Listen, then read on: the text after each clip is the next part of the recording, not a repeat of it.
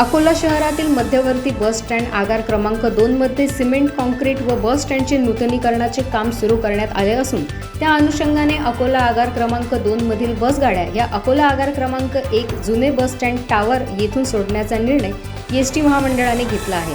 नूतनीकरणाचे काम तसेच सिमेंट कॉन्क्रीटचे काम जोपर्यंत चालू आहे तोपर्यंत सर्व प्रवासी यांना जाहीर सूचित करण्यात येते की मध्यवर्ती बस स्थानक नवीन बस स्टँड येथे सिमेंट कॉन्क्रीटीकरणाचे काम सुरू असल्यामुळे अकोट व तेल्हारा मार्गाकडून जाणाऱ्या व येणाऱ्या बसेस सोमवार दिनांक 22 जुलैपासून अकोला आगार क्रमांक 1 जुने बस स्थानक टावर चौक अकोला येथून सुटतील। तरी या मार्गावर प्रवास करणाऱ्या प्रवाशांनी अकोला जुने बस स्थानक टावर येथून प्रवास करावा।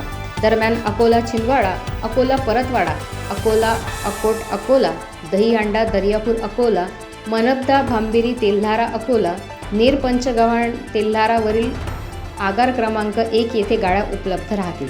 याबाबत सर्व प्रवाशांनी नोंद घ्यावी अशी माहिती आगार व्यवस्थापकचे विभाग नियंत्रक भिवटे यांनी माध्यमांशी बोलताना सांगितले। अकोला 2 आगार क्रमांक 2 मध्यवर्ती बसस्थानक येथे सिमेंट कॉन्क्रीटिंगचे काम चालू आहे। प्रवाशांची गैरसोय होऊ नये म्हणून काही फेऱ्या आपण अकोला आगार क्रमांक 1 टावर चौक येथून सोडत आहोत।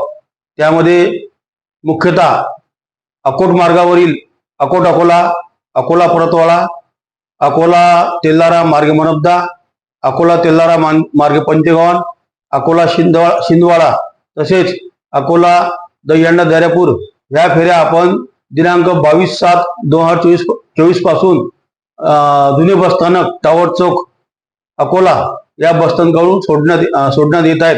तरी प्रवाशांनी 22/7/2024 पासून या मार्गावरील प्रवाशांनी सदर फेऱ्यांचा लाभ घ्यावा असे रापा महामंडळाकडून आवाहन करण्यात येत आहे।